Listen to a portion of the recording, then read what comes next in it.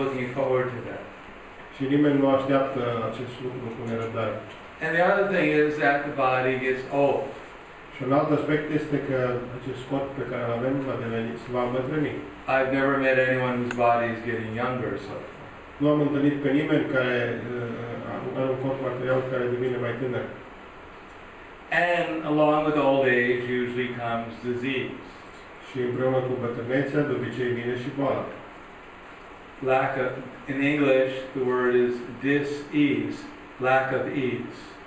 În limba engleză se poate forma că cuvântul boală înseamnă o lipsă de confort.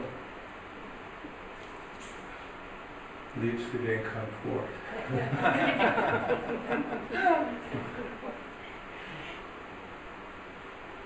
And then, according to Bhagavad Gita, we go somewhere after we leave this body. Și conform cu Bhagavad Gita, noi plecăm în alt loc după ce părăsim acest corp. So no one knows exactly where they're going to go after we quit this body. Ca urmare, nimeni nu știe exact unde va ajunge după ce părăsește acest corp. But if our consciousness becomes clear, then our anxiety will go away. Dar dacă conștiința noastră este clară, atunci anxietatea noastră va dispare. When someone asked my spiritual teacher what it would be like to be self-realized, când cineva l-a întrebat pe maestrul meu spiritual cum ar fi ca să fiu realizat de sine, his answer was that one becomes fearless. Răspunsul său a fost că acea persoană devine lipsită de frică. In Sanskrit it's called prasanatma. One is always in a joyful mood. În limba sanscrită este folosit cuvântul prasanatma, o persoană este totdeauna într-o stare veselă.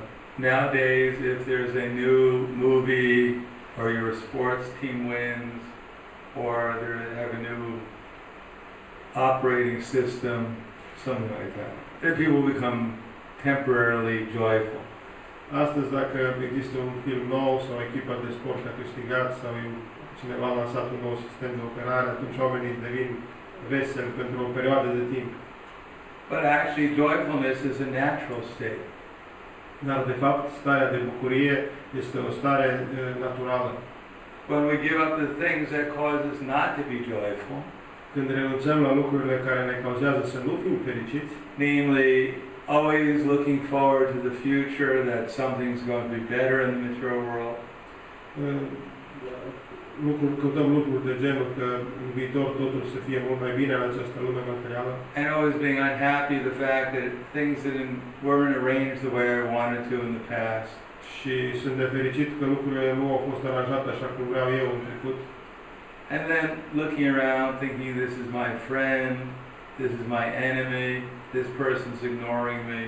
Și apoi mă uit în jur și văd asta este prietenul meu, asta este dușmanul meu, această persoană mă ignoră. Not having a very nice feeling towards others. Nu avem un sentiment foarte plăcut față de alții. So, when we develop a higher state of consciousness, când dezvoltăm un stadiu superior de conștiință, then we're not concerned about what happened in the past. Nu suntem preocupați de ce s-a întâmplat în trecut. We're not worried about the future. Nu suntem îngrijorați în ceea ce privește viitorul. And we can have a favorable attitude towards others. Și putem avea o atitudine favorabilă în ceea ce privește pe alții. Because we see the similar spiritual interests that everyone has. Și pentru că putem vedea interesele spirituale similare pe care toată lumea le are. On the material platform, people can't have the same interests all the time. Pe platforma materială, oamenii nu pot avea interese similare tot timpul. Just like if I eat something and my stomach feels full, ca de exemplu, eu mănânc ceva și stomacul meu se simte plin. Then your stomach doesn't feel full. Și stomacul dumneavoastră nu se simte plin. And if I'm thinking there's only so much food to go around, better I fill my stomach. Și dacă mă gândesc că este doar o cantitate limitată de mâncare care există și atunci mă gândesc că poate trebuie să mă cu stomacul meu la dumneavoastră. But on the spiritual platform, everyone has the same interest. Dar pe platforma spirituală, toată lumea are aceleași interese. Just like a tree has so many leaves and branches. Așa cum un copac are atât de multe ramuri și frunze. If each leaf and branch gets a drop of water, it doesn't really satisfied. Dacă fiecare frunză primește o picătură de apă, nu este satisfăcut. But if the one drop of water is given to the root of the tree, then all the leaves and branches are equally benefited from it. Dar dacă toată apa este dată rădăcinii copacului, atunci toate ramurile și frunzele sunt egal satisfăcute. If we find a root, which everything comes from, then that's the same interest that everyone, self-interest that everyone has. Dacă vom găsi acea rădăcină pe care o caută toată lumea, atunci toți vor putea fi satisfăcuți. So this chanting of this, what's called a mantra, is chanting to the root of existence. Această cântare a mantrei este cântare către rădăcina existenței. And the more we word that root, the more we're benefited, and the more we benefit everyone else. Cu cât mai mult dăm acea rădăcină, noi vom avea beneficiu și toți ceilalți vor avea beneficiu. So it's not a man means in Sanskrit mind. Ma înseamnă în sanskrit al meu. And dra means to purify the mind. Iar tra înseamnă a purifica această minte. So we can see things as they actually are. Și atunci vom putea vedea lucrurile așa cum sunt ele cu adevărat. So this mantra is in Sanskrit. Această mantra este în limba sanscrită. We can also chant the names of different languages. Putem să o rostim în diferite limbi. And I think we have a little piece of paper there with the mantra on it. Fiecare a primit o bucată de hârtie pe care este scrisă această mantra. Because it's not a secret mantra. Nu este o mantră secretă. And if you chant it, even if we don't understand the language, și dacă încantăm această mantra, chiar dacă nu înțelegem limba, even if we don't understand exactly what it means, chiar dacă nu înțelegem exact ce înseamnă, still if we chant it, we can feel some purification. Dacă încantăm această mantra, atunci vom simți o oarecare purificare. If we pay attention, we'll feel less anxiety. Dacă suntem atenți, vom simți mai puțin anxietate. And it doesn't cost anything. Și nu costă nimic. So you have nothing to lose.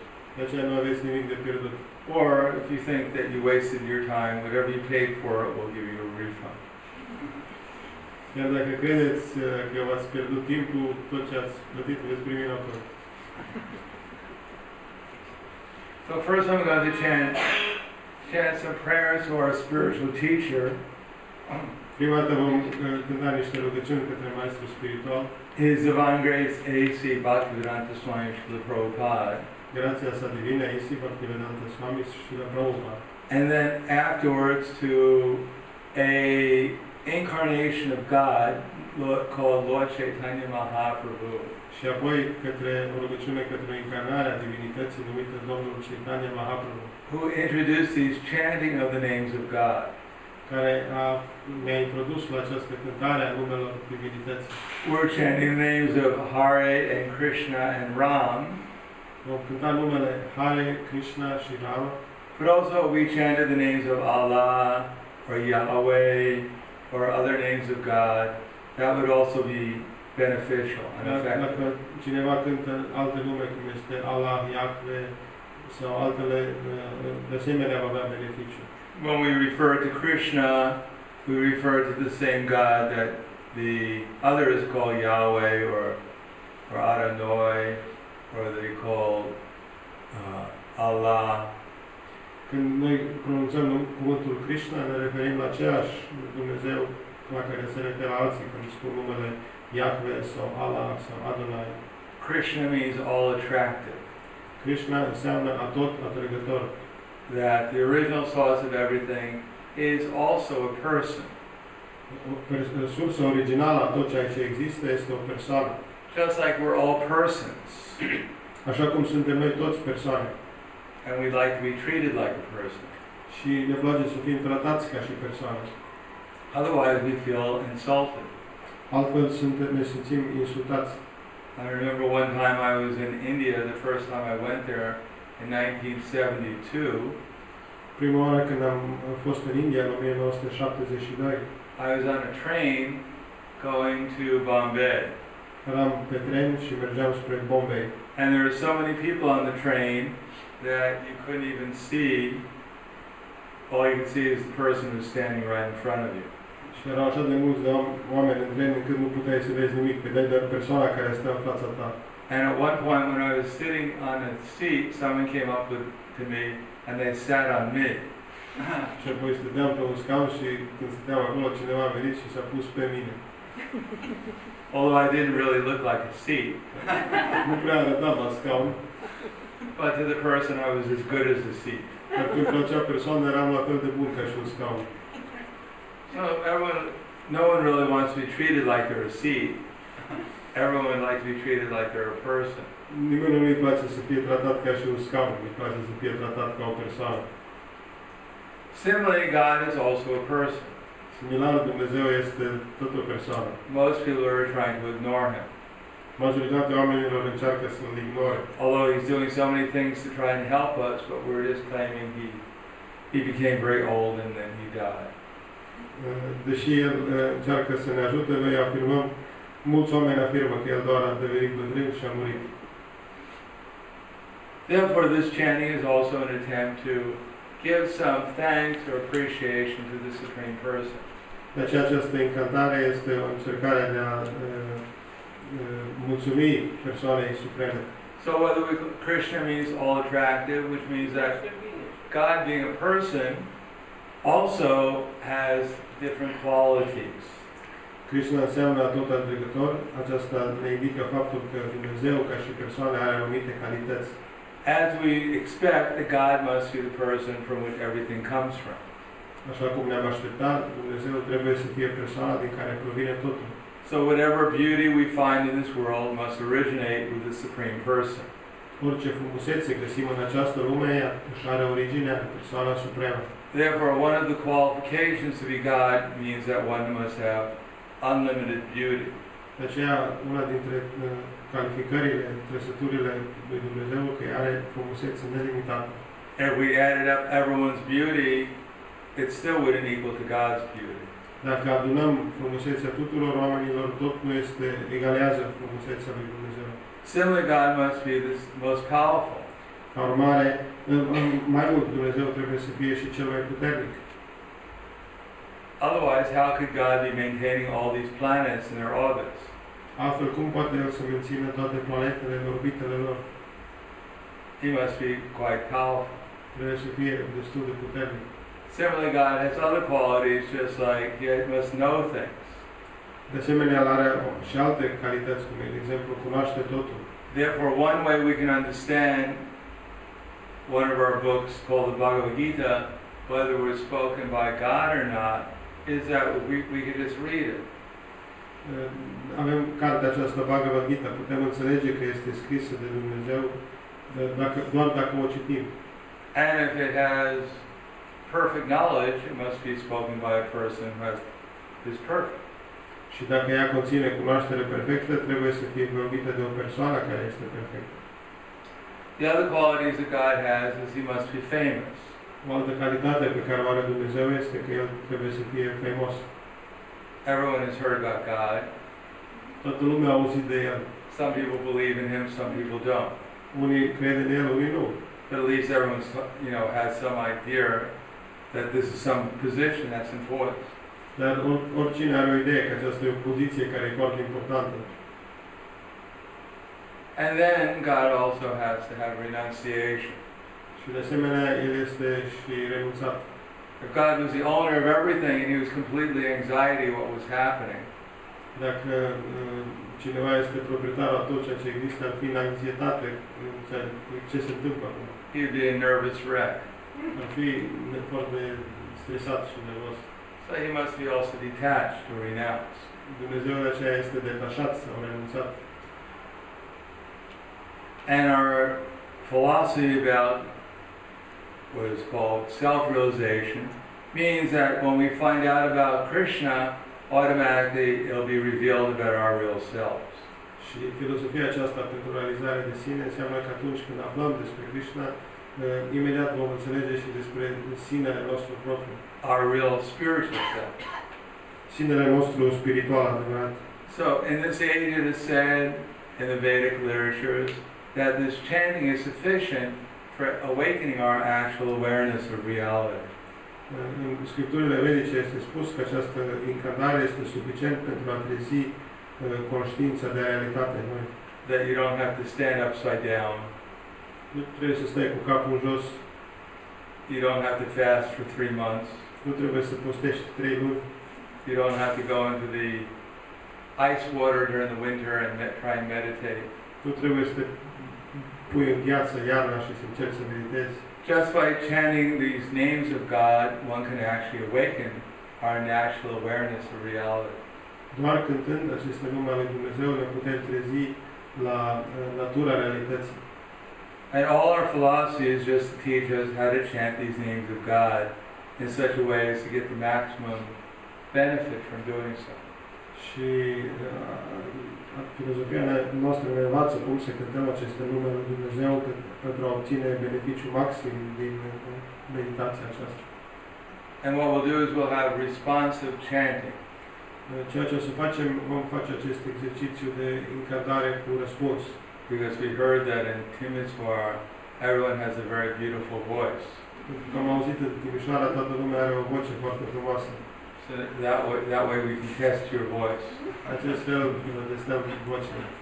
So when I chant the Hare Krishna mantra, does everyone have a piece of paper with a mantra on it? Are toată lumea această bucată de hârtie ca să poată să vadă? Does anyone not know the mantra and not have a piece of paper with it on? Dacă are cineva care nu știe mantra sau nu are această invitație cu mantra, maybe you can go, if someone has those cards there, they can go around and give them to them. Dacă puteți să le distribuiți dacă cineva nu are. Then you just go around if someone wants. Just Poți să te plimbi și dacă cineva vrea poate să prindă mână. don't be shy. Nu fie rușine. Nu fiți timizi.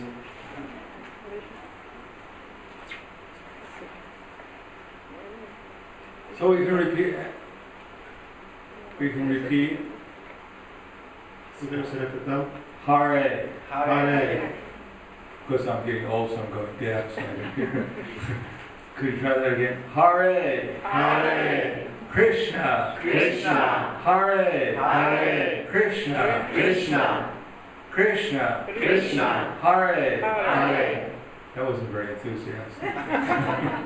Hare. Hare. Hare. Hare. Rama. Rama. Hare. Hare. Rama.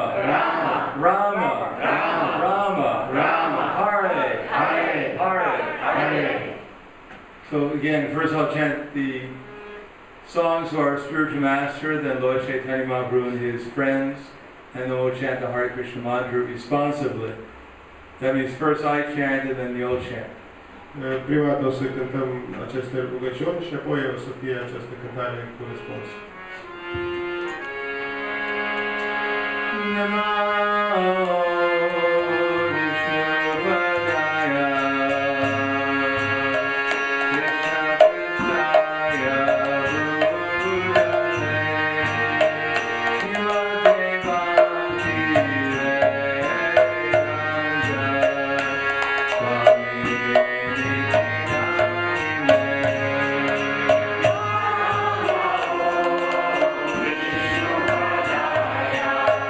Krishna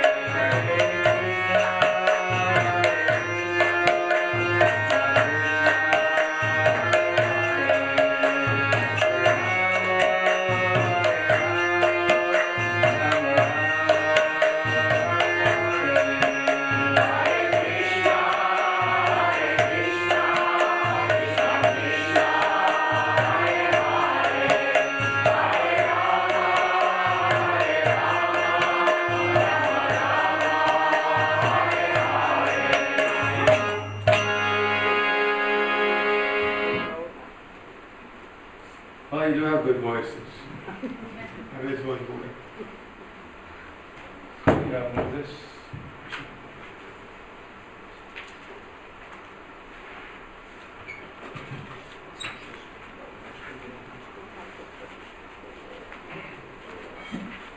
So thank you.